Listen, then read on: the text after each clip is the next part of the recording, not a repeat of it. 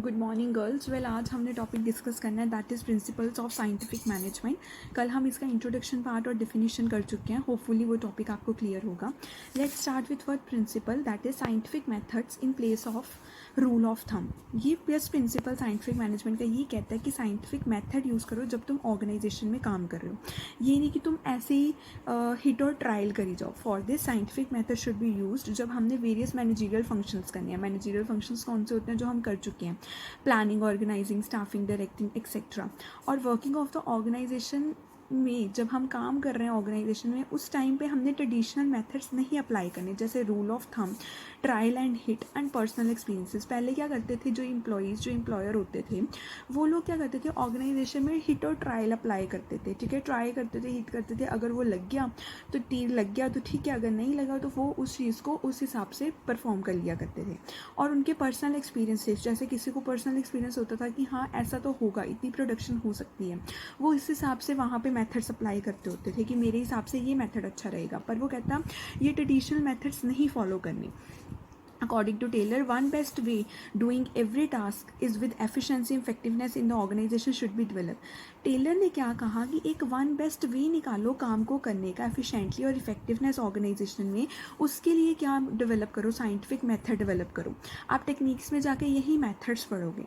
According to Taylor, maximum efficiency achieve होगी जब आप एक बेस्ट वे अडॉप्ट करोगे। अगर आप चाहते हो मैक्सिमम एफिशिएंसी अचीव हो, दैट इज़ प्रॉफिटली कॉस्ट कम लगे और जल्दी टाइमली हमारा काम कंप्लीट हो जाए, उसके लिए तुम्हें एक वन बेस्ट वे निकालना होगा, साइंटिफिक मेथड्स निकालने होंगे। For example, on the basis of scientific management, हमने साइंटिफिक मैनेजमेंट के बेसिस पे कह दिया कि एक काम को करने के लिए, किसी एक्टिविटी को परफॉर्म करने के लिए इतना स्पेसिफिक टाइम लगेगा। ये ऑर्गेनाइजेशन में डिटर्मिन कर लिया। और ये डिटर्मिन कैसे होता है, ये आप टेक्निक्स में जाके पढ़ोगे। एक टाइम स्टडी होता है, उससे हम ये मेजर कर लेते हैं कि 100 प्रोडक्ट्स बनाने के लिए इतना टाइम लगेगा। तो फर्स्ट मेथड ये है कि in place of rule of thumb ऐसे तुक्का नहीं लगाना है, प्रॉपर साइंटिफिक मेथड अप्लाई करनी है। सेकंड प्रिंसिपल जो टेलर ने दिया, वो उसने दिया harmony not discord. According to Taylor, manager क्या एक्ट करते हैं, मैंने आपको बताया हुआ है, वो ऑनर और एम्प्लॉय के बीच में as a middle man link होते हैं। ठीक है, वो लिंक प्रोवाइड करते हैं। बट हमेशा यहाँ पे एक सिचुएशन रहती है कि उनमें डिस्कॉर्ड और कन्फ्लिक्ट हो सकती है। किसके बीच में? एम्प्लॉयज़ और मैनेजर्स के बीच में। बिकॉज मैनेजर चाहते हैं वो मैक्सिमम प्रॉफिट अर्न करें, एम्प्लॉयज़ चाहते हैं उन्हें मैक्सिमम रेमोरेशन मिले। तो ये डिस्कॉर्ड, ये लड़ाई झगड़े, कन्फ्लिक्ट हो सकते हैं जो ऑर्गेनाइजेशन के लिए हार्मफुल हो सकते हैं। दैट्स वाई टेलर ने साइंटिफिक मैनेजमेंट में प्रिंसिपल दिया कि सब में क्या होनी चाहिए, कंप्लीट हार्मोनी होनी चाहिए। सब एम्प्लॉयज़ और मैनेजर मिलजुल के काम करें, कोई लड़ाई झगड़ा इसमें ना हो। देखिए आगे, एफर्ट्स इस तरह से मेड होने चाहिए, इस तरह से सिचुएशन होनी चाहिए कि जो कन्फ्लिक्ट्स हो रहे हैं वो कभी अराइज ही ना हो ऑर्गेनाइजेशन में। मैनेजर और एम्प्लॉय दोनों अंडरस्टैंड करें कि उन दोनों की अपनी अपनी इंपॉर्टेंस है ऑर्गेनाइजेशन में होने की। तो क्या हो, उनमें हार्मोनी हो और लड़ाई झगड़े ना हो।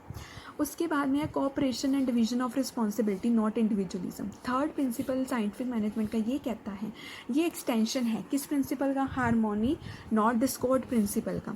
अकॉर्डिंग टू दिस प्रिंसिपल वो कहता है कि कंप्लीट कोऑपरेशन हो, किसके बीच में?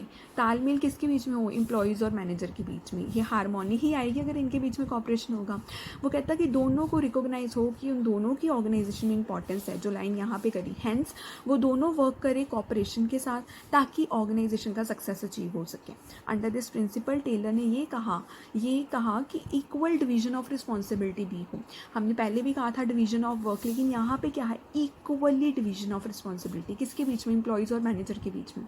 According to him, manager formulate करे प्लान्स और एम्प्लॉयज़ वे इम्प्लीमेंट करे और उसे सक्सेसफुली अप्लाई करे।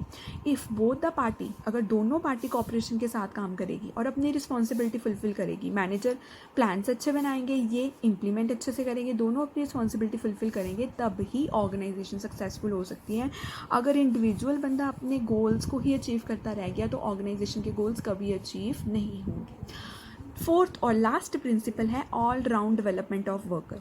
ये प्रिंसिपल साइंटिफिक मैनेजमेंट का कंसर्न किसके साथ है कि वर्कर की ऑल राउंड डेवलपमेंट हो। इस प्रिंसिपल के अकॉर्डिंग एफिशिएंसी और सक्सेस हर ऑर्गेनाइजेशन का किसके ऊपर डिपेंड करता है? एम्प्लॉयज़ की एफिशिएंसी के ऊपर। देखो, एक ऑर्गेनाइजेशन तभी सक्सेस होगी अगर उसकी एम्प्लॉय एफिशिएंट है। एफिशिएंसी ऑफ एम्प्लॉय, अगर इस अबव लाइन के एग्जांपल दूँ, एक स्कूल तभी अच्छे से सक्सेस अचीव कर पाएगा अगर उसके एम्प्लॉयज़, उसके टीचर्स, उसका वर्किंग स्टाफ एफिशिएंट मैनेजमेंट है। एफिशिएंसी ऑफ एम्प्लॉय किसके ऊपर डिपेंड करता है कि कैसे हमने सिलेक्शन करी है, क्या टास्क हमने एम्प्लॉय को दिया है, कितनी ट्रेनिंग दी है और उसकी परफॉर्मेंस को इम्प्रूव कैसे किया है time to time with passage of time. Hence according to this principle जब हम एम्प्लॉयज़ को सिलेक्ट करते हैं तो वो कैसे सिलेक्ट करना है, on the basis of scientific method. ऐसे ही नहीं किसी को भी सिलेक्ट कर लो, प्रॉपरली आप आगे वाले आने वाले चैप्टर में पढ़ोगे जो रिक्रूटमेंट का प्रोसेस होता है, स्टाफिंग का प्रोसेस होता है, वो फॉलो करके किसी को अपॉइंटमेंट मिलनी चाहिए। देन एवरी एम्प्लॉय जो असाइंड जब हमने फिर हर एम्प्लॉय को एक सूटेबल टास्क देना है, वो कैसे देना है, उसकी क्वालिटी के बेसिस पे देखना है उसकी फिजिकल एबिलिटी कितनी है और उसका मेंटल एप्टीट्यूड वो कितना समझदार है, उस हिसाब से हमने काम को डिवाइड करना है। और एम्प्लॉय को फिर ट्रेनिंग भी देनी है कि किसकी हेल्प से, साइंटिफिक मेथड की हेल्प से, ताकि वो असाइंड टास्क को एफिशिएंटली और सक्सेसफुली कर सके। द साइंटिफिक मैनेजमेंट का मेन एम क्या होता है, डेवलप करना ईच पर्सन को टू ग्रेटेस्ट एफिशिएंसी। देखा हमने हमने सबसे पहले कहा साइंटिफिक मेथड अप्लाई करो, फिर हम लास्ट में यही कह रहे हैं ये साइंटिफिक मेथड की हेल्प से ही हम वर्कर्स में क्या ला सकते हैं, डेवलपमेंट ला सकते हैं। सो इस सब का कंक्लूजन क्या है, from the above analysis it become clear कि साइंटिफिक मैनेजमेंट के कुछ सर्टेन स्पेसिफिक प्रिंसिपल्स हैं और इस प्रिंसिपल को फॉलो करके हर ऑर्गेनाइजेशन अपने ऑब्जेक्टिव्स को अचीव कर सकती है और सक्सेस को अचीव कर सकती है।